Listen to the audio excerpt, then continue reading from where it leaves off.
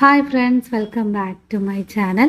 അപ്പോൾ ഇന്ന് നല്ല റിച്ച് ആൻഡ് ക്രീമി ആയിട്ടുള്ള ഒരു restaurant style paneer butter masala ഉണ്ടാക്കുന്നത് എങ്ങനെയാണെന്ന് നോക്കാം. അപ്പോൾ ഞാനിവിടെ മിൽക്കി മിസ്റ്റിൻ്റെ 200 ഗ്രാമിൻ്റെ 2 പാക്കറ്റാണ് യൂസ് ചെയ്തിരിക്കുന്നത്. അപ്പോൾ ഇതിന് വേണ്ടിയിട്ട് 1.5 ടേബിൾ സ്പൂണ് വെളിച്ചെണ്ണയും 1 പീസ് ബട്ടറും പാനിൽ ചൂടാക്കാൻ വെച്ചിട്ടുണ്ട്. അതിലേക്ക് ഒരു 4 സവാള ഞാൻ എടുത്തിട്ടുണ്ട്. സവാള നമുക്ക് എങ്ങനെ വേണമെങ്കിലും അരിയാം, ജസ്റ്റ് ഒന്ന് അരിഞ്ഞിട്ടാൽ മതി. പിന്നെ ആവശ്യമായിട്ടുള്ളത് വറ്റൽ മുളകാണ്. അത് പിരിയൻ മുളകാണെങ്കിൽ ഒരു 10 എണ്ണമൊക്കെ ഇടാൻ പറ്റും, എരിവ് കാണൂലല്ലോ അധികം.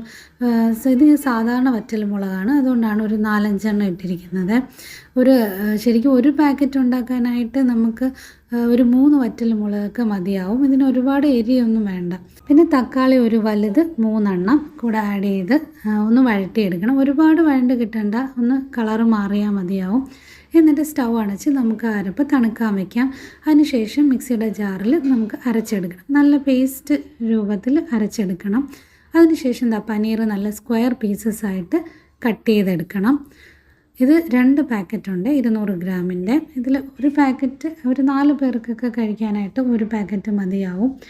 പനീർ നമുക്ക് പാനിൽ കുറച്ച് ബട്ടർ വീഴ്ത്തി അതിലേക്ക് കുറച്ച് മഞ്ഞൾപ്പൊടിയും കുറച്ച് ഗരം മസാലയും ചേർത്ത് കൊടുത്ത്, പിന്നെ കസൂരി മേത്തിയാണ് ഇതിൻ്റെ മെയിൻ ഇൻഗ്രീഡിയൻറ്റ്.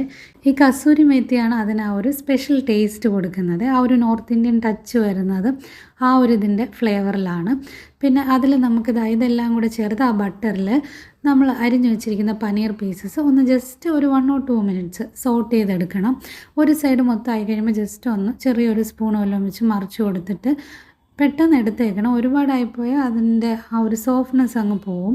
എന്നിട്ട് പാനിൽ പിന്നെ 1 പീസ് ബട്ടർ കൂടെ ചേർത്ത് കൊടുത്തിട്ട് അതിലേക്ക് നമ്മൾ അരച്ച് വെച്ചിരിക്കുന്ന അരപ്പും കുറച്ച് വെള്ളം കൂടെ ചേർത്തിട്ട് ഒഴിച്ചു കൊടുക്കുക.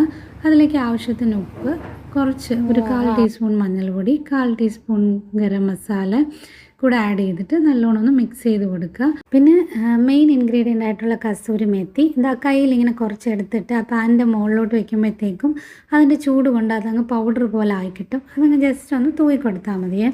അതിനുശേഷം നമ്മൾ പനീർ പീസസും ആഡ് ചെയ്ത് കൊടുക്കണം. ഒരുപാട് വെള്ളം ചേർക്കരുത്. ആദ്യം മിക്സിയുടെ ജാറിൽ കുറച്ച് അരപ്പെടുക്കാൻ വേണ്ടിയിട്ടുള്ള വെള്ളമേ ചേർക്കാവൂ, ഇല്ലെങ്കിൽ അതിൻ്റെ ആ ക്രീമി ടെക്സ്ചർ നമുക്ക് കിട്ടില്ല. അങ്ങനെ പീസസ് എല്ലാം ആഡ് ചെയ്ത് കൊടുത്തതിന് ശേഷം ഇതിൽ ചിലർ കുറച്ച് ഷുഗർ ആഡ് ചെയ്ത് കൊടുക്കാറുണ്ട്. അതിന് പകരം 1 ടേബിൾ സ്പൂൺ മിൽക്ക് പൗഡർ ചൂടുവെള്ളത്തിൽ മിക്സ് ചെയ്ത് നല്ല മിക്സ് ചെയ്തിട്ട് ആഡ് ചെയ്ത് കൊടുത്താൽ മതി. നല്ലൊരു ക്രീമി ടെക്സ്ചർ കിട്ടും.